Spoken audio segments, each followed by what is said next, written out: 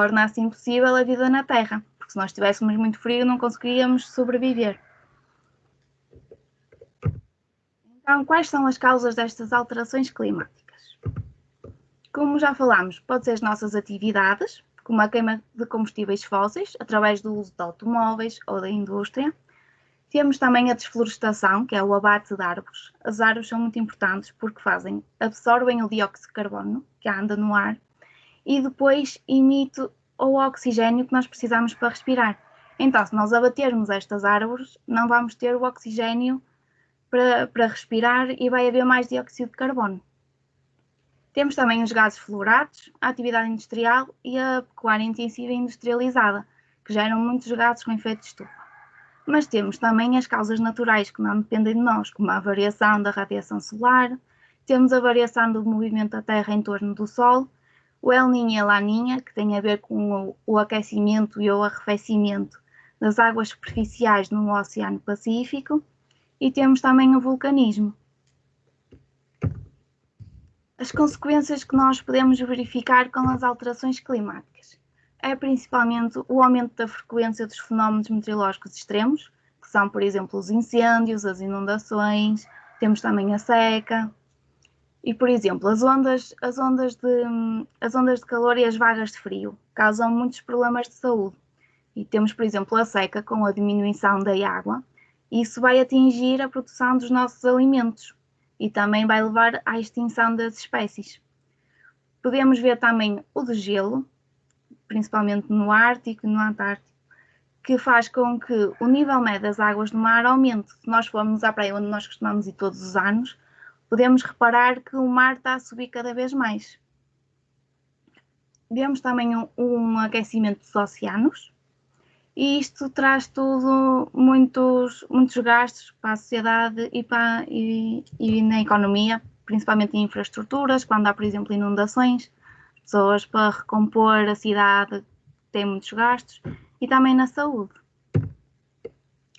Então, temos aqui exemplos de fenómenos meteorológicos extremos, como eu já referi, temos os incêndios, as vagas de frio e as ondas de calor, as cheias e as inundações e também as secas. Então vamos perceber quais são as alterações que se têm observado até hoje. Entre 1880 e 2012, a temperatura já aumentou para cerca de 0,85 graus. Mas hoje em dia já está muito mais frequente. Há mais dias quentes e menos dias frios, e a umidade e o nível médio da água subiram. Os oceanos, como há mais dióxido de carbono no ar, ao absorverem, estão-se a tornar cada vez mais ácidos, o que é muito prejudicial também para as espécies marinhas. Então vamos agora ver um vídeo. Eu quero que vocês estejam muito atentos para descobrirem quais são os erros que estas pessoas estão a fazer. Depois, no fim, a professora, se puder ligar o microfone para os alunos responderem mais ou menos. Vamos lá ver.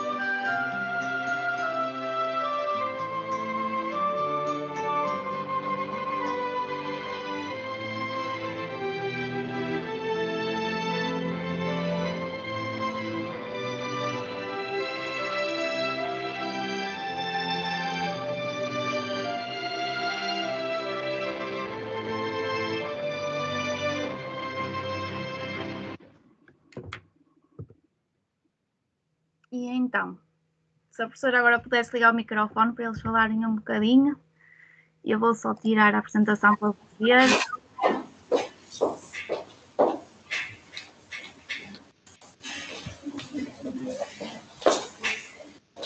Deixa lá, está-me a ouvir, né? Sim, sim. Pronto, ok.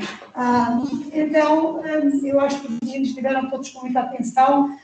Então, a doutora, se quiser, faça lá as suas perguntas.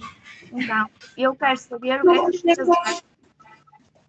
Peço só desculpa, porque, entretanto, o micro, o nosso fio não dá para ir muito longe, só dá aqui 2 ou 3, mas, de qualquer maneira, pode haver um menino lá atrás que responda e eu depois... Oh, exatamente. Então, pode começar, por favor. Então, eu queria saber, desde o início do vídeo, houve ali um casal, um senhor e uma senhora, que cometeram muitos erros, tiveram comportamentos que não estão a ajudar as alterações climáticas. E eu quero saber quais foram esses comportamentos que eles estavam a fazer mal. Então, para haver aqui alguma ordem, temos 2 turmas, doutora, verdade. Assim, responde primeiro um menino de uma turma e depois um menino de outra, está bem? Pronto, então vá, João. Ouviste o que eu disse? Podes ficar aqui. Então, diz lá. O casal, quando estava a lavar os dentes, enquanto estava a lavar os dentes, não desligou a torneira.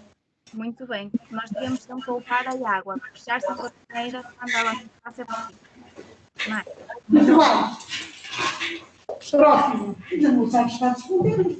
Não. Você sabe. Tudo bem, vá. Pronto, ok. É o segundo. Aí outro comportamento, está bem. Outro. Sim. Pode ser, eles tinham muitas coisas ligadas ao mesmo tempo, de eletricidade. Sim.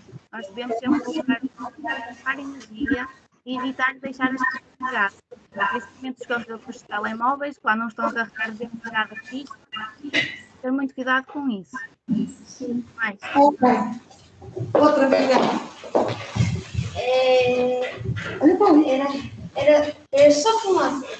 Todas as provas que estavam a tentar fumaça poluir a nossa terra com muita Mas fumaça. se não viste a pergunta, foi o comportamento daquela família. Pois. A família foi usar o carro. Outra vez. Pronto. Muito bem. Eles usaram ainda por cima 2 carros num carro. Acabou por poluir ainda mais. Ok? Maria, agora rápido. Maria, ela pôs lá o lugar para lá.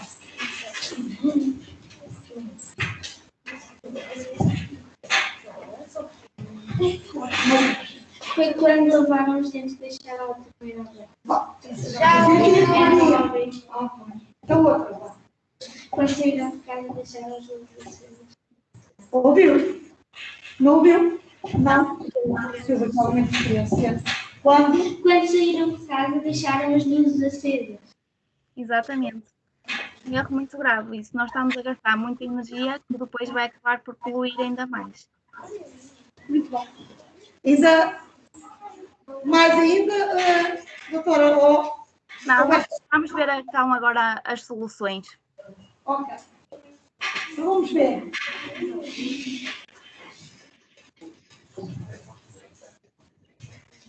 Então, o que eles cometeram foi acender as luzes, como vocês já disseram, deixaram a torneira aberta e estavam a consumir muita energia através de ter muitos eletrodomésticos ligados. Houve também o desperdício de alimentos, eles deitaram muita comida fora. Nós temos que fazer sempre uma lista das refeições que temos para não deitar comida fora. Lavaram a louça na banca e na máquina, ou seja, gastaram muita água para lavar a louça na banca e ainda foram gastar mais para lavar a louça na máquina.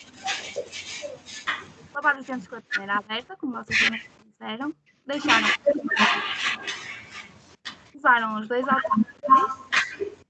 Depois também vimos a desflorestação, que foi o abate das árvores. Novas construções, que às vezes ainda há muita poluição. A indústria também poluiu.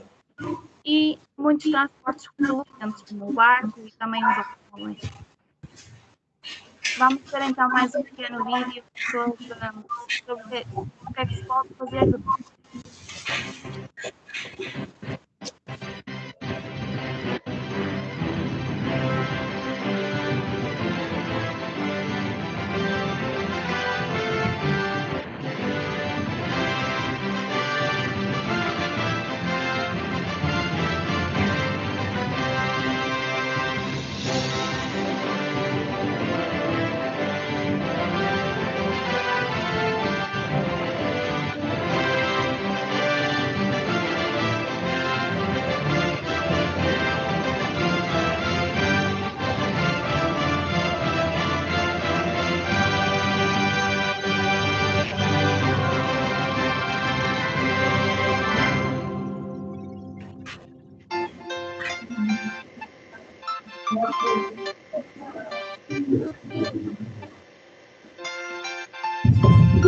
Estava a ouvir, né? O vídeo travou.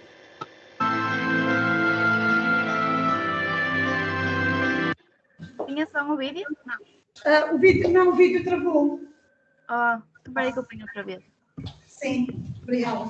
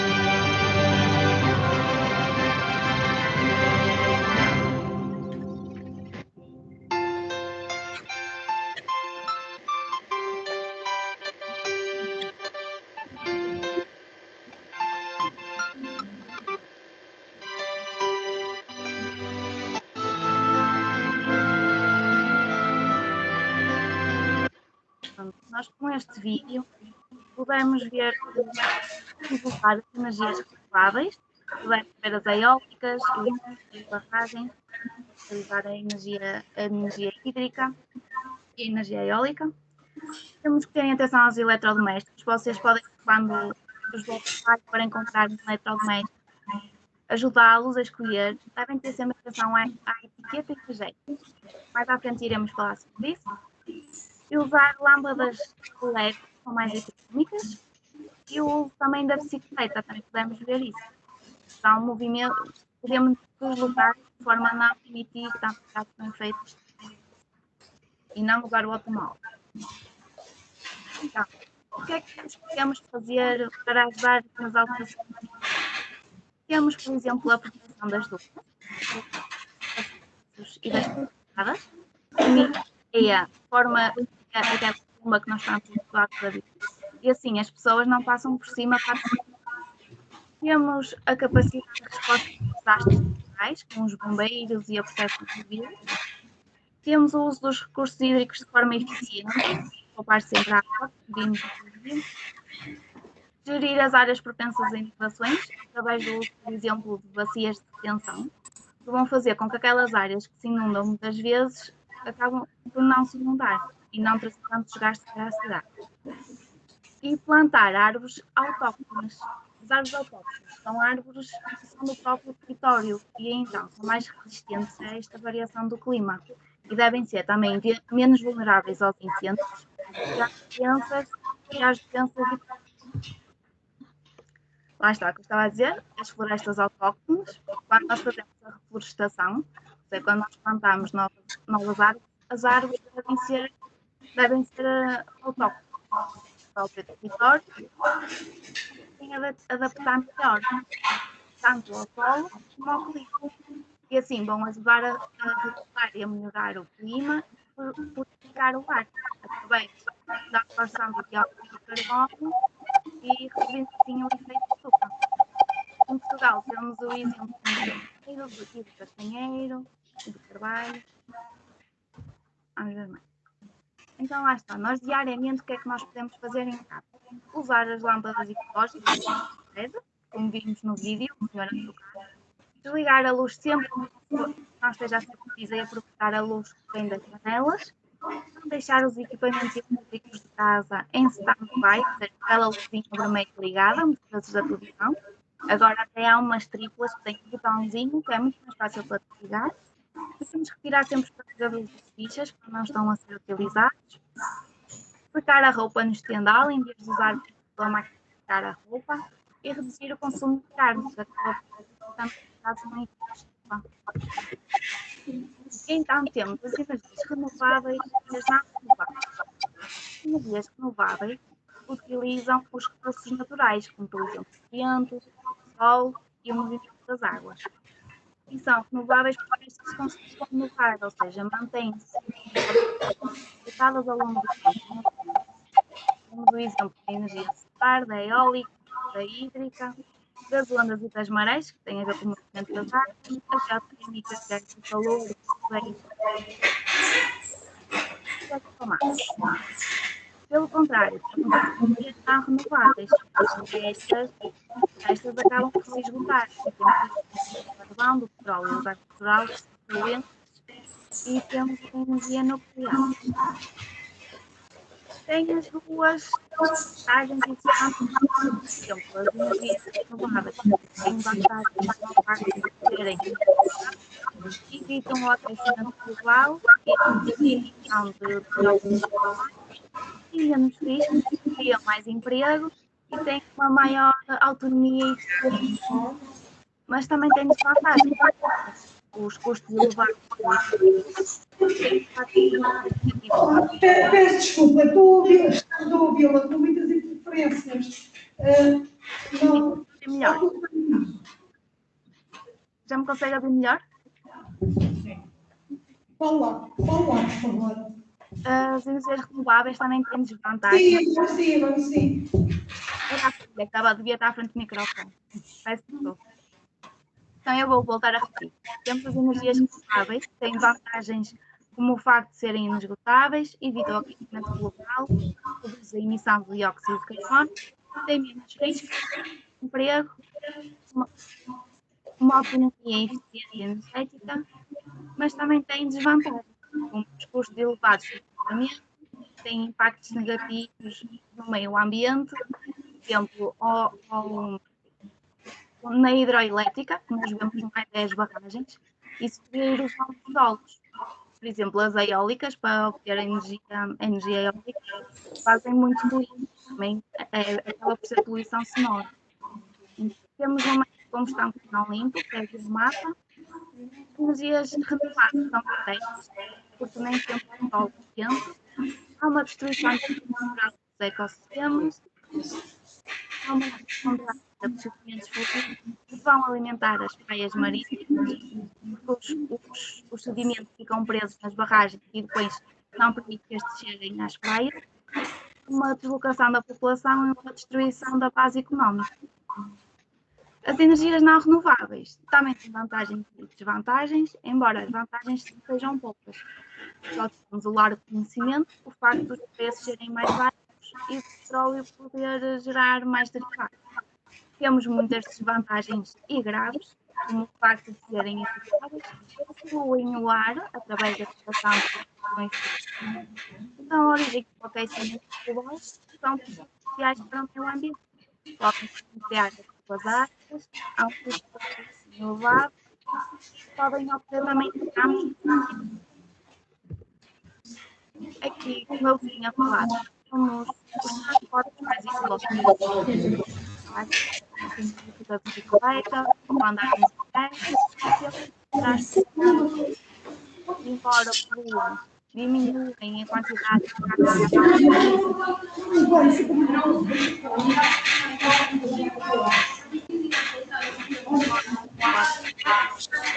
também os carros elétricos.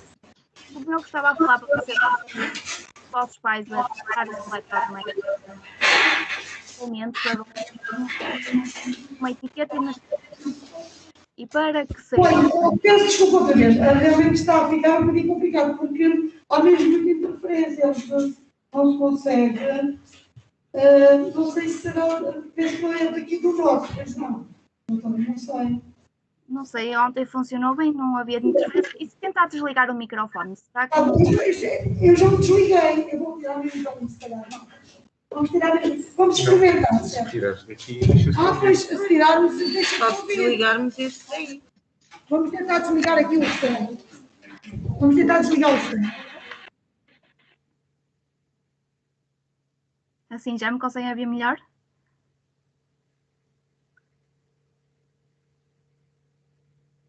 Para ver se não há tanta interferência.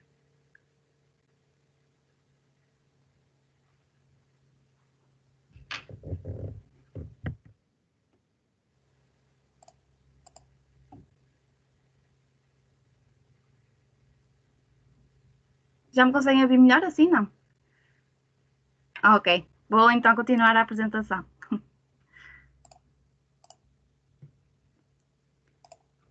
Então, como eu vos estava a dizer, para ajudarem os vossos pais têm que ter sempre em atenção a etiqueta energética que vem nos eletrodomésticos.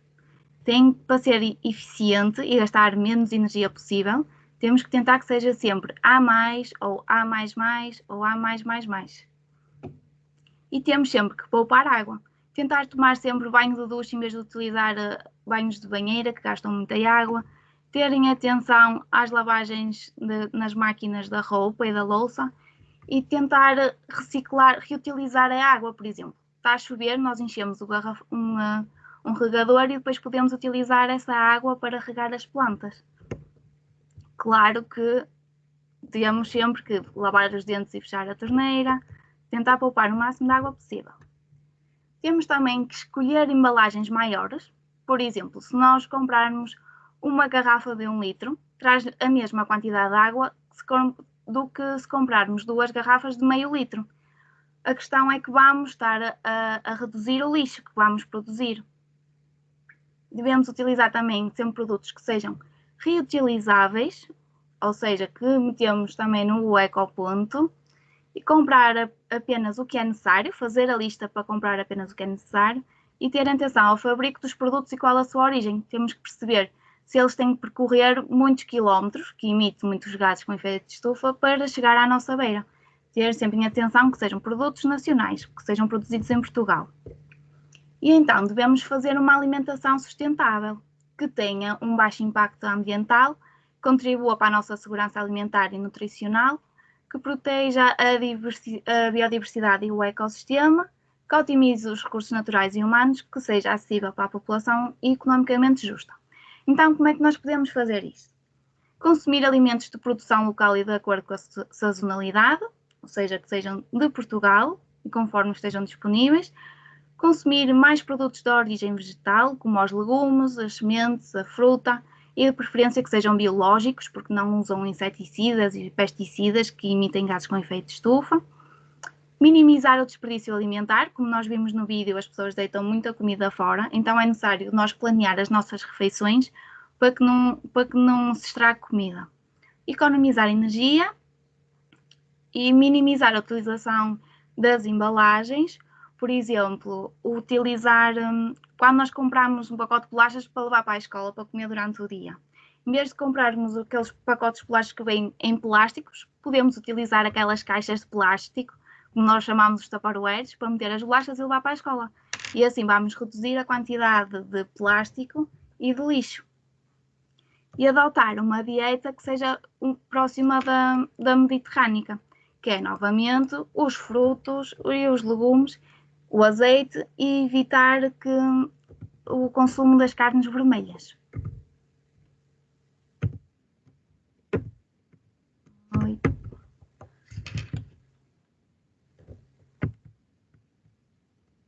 Agora foi o meu computador que empancou. Vamos ver. Já está.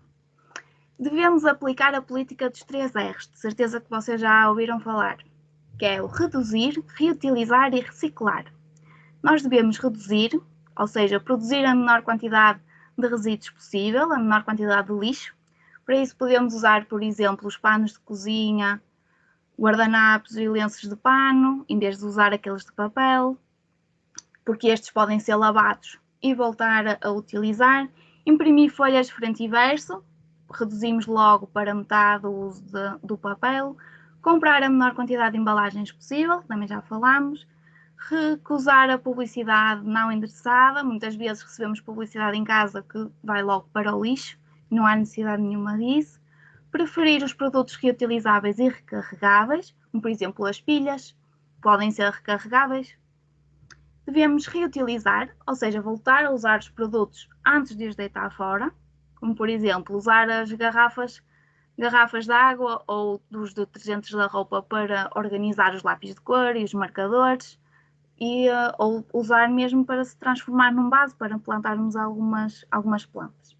E devemos sempre reciclar, ou seja, vamos pegar em algo e transformar em algo novo que não pode ser reduzido ou reciclado.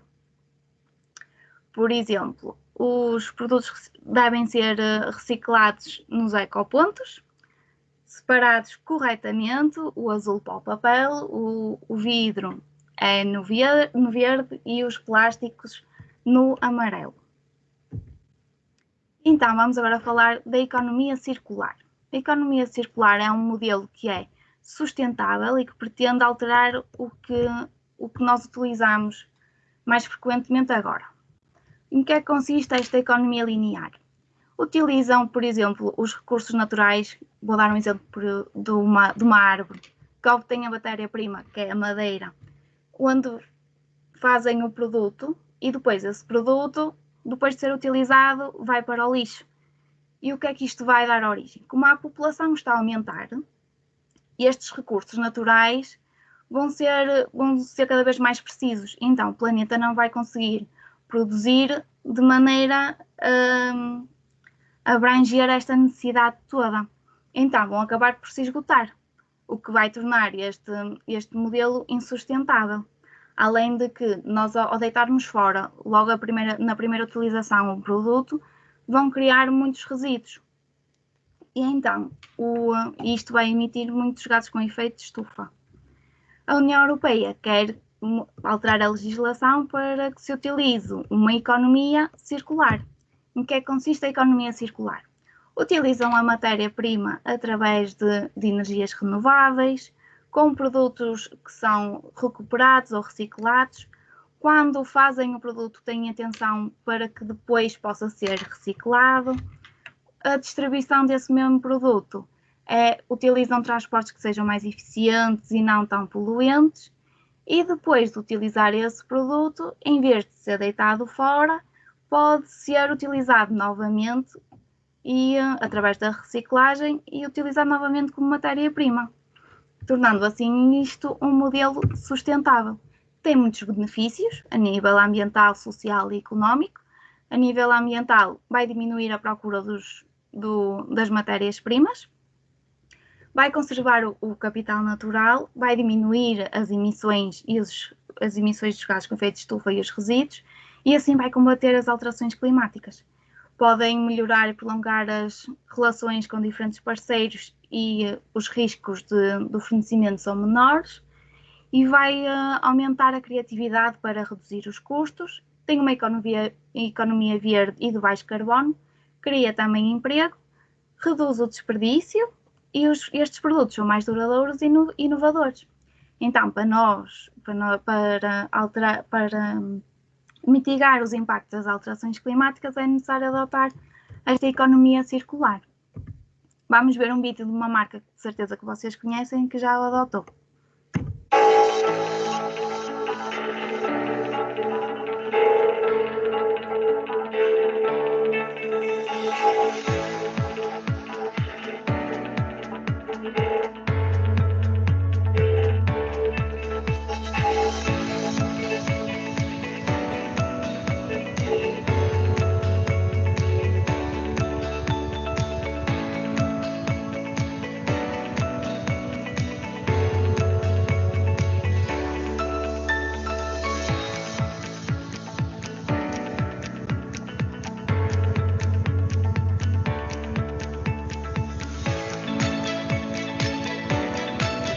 Desculpa, mas vou... ok. Está a começar agora. Não percebi. Bloqueou o vídeo, não vimos. Aí vou para outra vez. Está bem. Olha, só uma questãozinha. Depois é às 10 horas que termina, não é? Sim. Pronto, ok. Obrigado.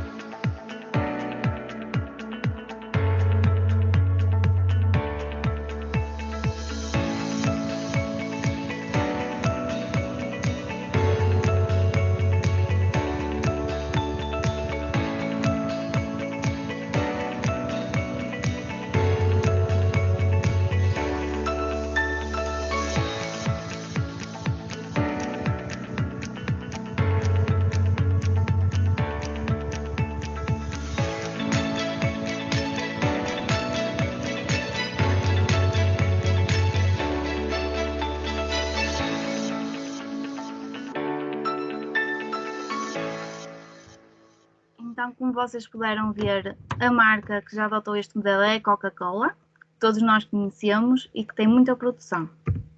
Então, vamos perceber o que é que o nosso país e os outros estão a fazer para combater as alterações climáticas. É preciso que haja uma cooperação entre todos estes países e que sejam aplicadas medidas a nível global, não podemos ser só nós. Então, em fevereiro de 2005 entrou em vigor o Protocolo de Kyoto, que é um tratado jurídico internacional para limitar estas quantidades de gases de efeito de estufa que são emitidos principalmente pelos países desenvolvidos. E em novembro de 2016 entrou em vigor o Acordo de Paris, que também tem o objetivo de estabilizar as concentrações dos gases com efeito de estufa e evitar que haja um aumento da temperatura média global superior a 2 graus Celsius até ao final do século XXI em relação aos níveis pré-industriais. Mas atualmente já se discute que tem que ser o valor inferior a estes 2 graus, só pode ser 1,5 grau, senão não vamos conseguir poupar vidas. Caso os valores do aumento da temperatura sejam superiores a estas, alterações climáticas vão se tornar irreversíveis e vão dar origem a graves consequências. Claro que há países que contribuem mais para as alterações climáticas, como a China e os Estados Unidos, que têm muita população, usam muitos transportes, a indústria e criam muita poluição. E temos os países que são mais ameaçados, como o Bangladesh e a Guiné-Bissau, que são países pouco desenvolvidos. Então vamos falar do PIAC. PIAC do Médio Tejo. É um plano intermunicipal de adaptação às alterações climáticas. O que é que isto significa? Que vários municípios, vários concelhos, como aqueles em que vocês vivem, se juntaram para criar um plano para se conseguirem adaptar às alterações climáticas, àquilo que surgir. E então eles querem promover a adaptação a estas alterações através de um planeamento, tanto a nível de cada concelho como a este conjunto de concelhos, para que haja uma adaptação a todos os níveis, com todos os setores, para aumentar a capacidade de resposta do território e também da população. Para isso é preciso reduzir as emissões de gases com efeito de estufa e adaptar a sociedade e o território às alterações climáticas. No PIAC, que é assim que se chama este plano, eles têm estes setores todos: a agricultura, florestas e pescas, a biodiversidade, energia e indústria, ordenamento de território e cidades, recursos hídricos, saúde humana, segurança de pessoas e bens e o turismo, onde eles definem várias medidas que estes setores devem adotar para mitigar as alterações climáticas no vosso território. Mas então, vocês devem se perguntar muitas vezes: eu aqui onde estou, quais são as alterações climáticas que eu posso sentir mais, ou o que é que pode aparecer mais? Então, de risco extremo, que é o risco mais elevado de todos, pode acontecer muitos incêndios florestais e ondas de calor. Mas de risco elevado podem acontecer também sismos, vagas de frio, cheias de inundações, ruptura de barragem, movimentos de massa e secas. Diariamente vamos nos apercebendo destas alterações, como a precipitação ao longo do ano vai diminuir, mas no inverno vai aumentar, a temperatura média também anual vai aumentar e vão haver dias que vão ser muito quentes, que vai ser difícil nós aguentar. O número de dias de geada vai diminuir, que é quando olhamos para a janela e vemos aquela camada branca de manhã. E os fenómenos extremos, como nós já falámos, dos incêndios florestais e das ondas de calor e as vagas de frio, vão aumentar. Principalmente a precipitação intensa em tempos curtos. A que é que isto dá origem? A inundações. E agora pedia que a professora ligasse novamente o microfone para ver se eles estiveram atentos. Podem responder todos em conjunto. Isto só tem 2 opções. Faço a pergunta e vocês respondem. Pode ser? Ok, então atenção. Então vamos. Atenção à pergunta. O que são as alterações climáticas? Refletem sobre a variação do clima num determinado período de tempo ou é a redução da quantidade de oxigênio na atmosfera?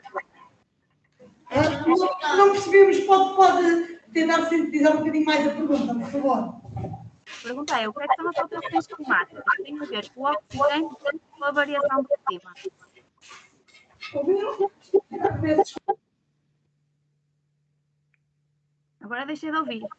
Olha, Repete lá. Pode repetir então a pergunta, por favor.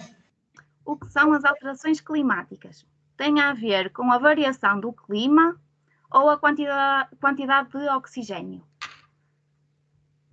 É a primeira ou a segunda?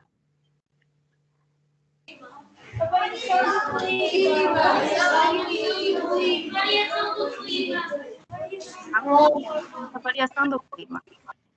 Muito bem, está correto. É do clima e não do tempo. Estiveram muito atentos logo no início.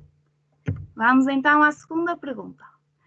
O aumento das emissões dos gases com efeito de estufa aumenta a temperatura da Terra. É verdadeiro ou é falso?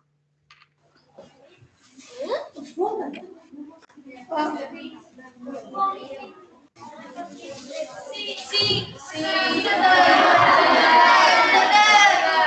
Boa, também está certo. Ora, quais são as principais causas das alterações climáticas? São as causas naturais ou são as atividades humanas, as nossas atividades? Boa. Ok. Estiveram muito atentos a ver. As inundações são uma das consequências das alterações climáticas. É verdadeiro ou é falso? Ok. Vamos ver mais. A reflorestação é uma das medidas a aplicar para diminuir as alterações climáticas. Verdadeiro ou falso?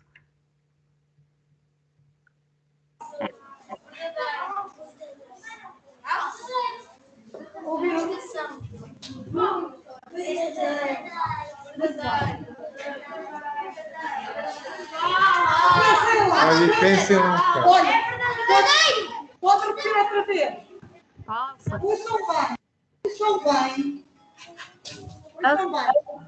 A reflorestação, que é nós plantar árvores, é uma das medidas a aplicar para diminuir as alterações climáticas. É verdadeiro ou falso?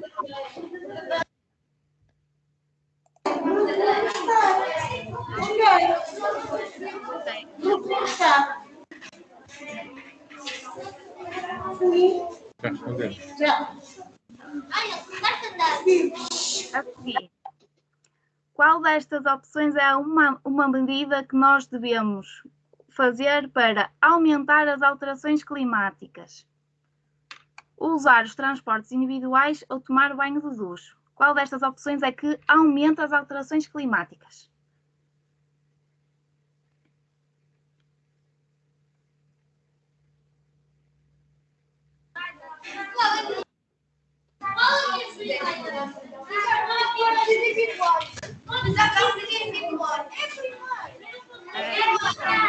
Olha, a doutora vai dizer novamente a pergunta para aqueles meninos que não conseguem ler. Atenção.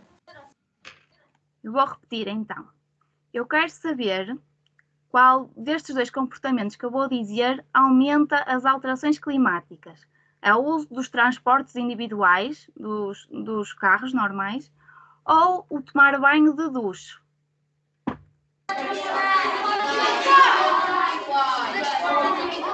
Ok. É, usar transportes individuais. E agora, segundo aquele plano que eu estive agora a falar ao fim, qual destes dois riscos é de risco extremo? Ou seja, o mais grave deles todos. Os incêndios florestais ou os sismos? Pensa.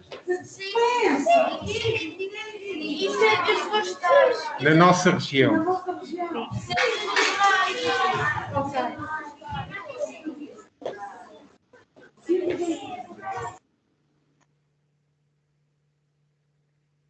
Põe os incêndios ou os sismos?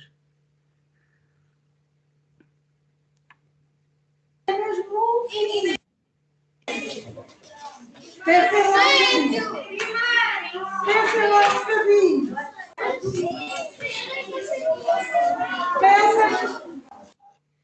Pensem um bocadinho na frase. Se calhar na pergunta, não é? Quais são? O risco extremo na região do BDC.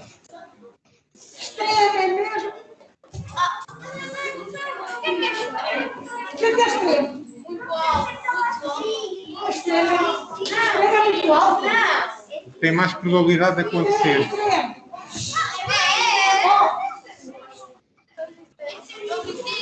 Então vamos ouvir o senhor. Então, no vosso território, o que é que vocês veem mais a acontecer, que tem um risco extremo? São os incêndios ou são os sismos? Incêndios florestais. Então, vamos ver o que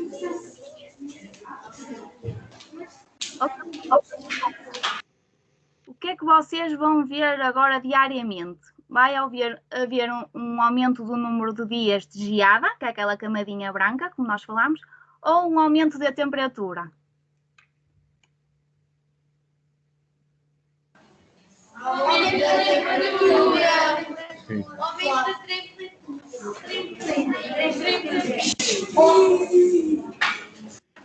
E assim termina a minha apresentação. Vamos embora com o outro. Mas tem que divertir também.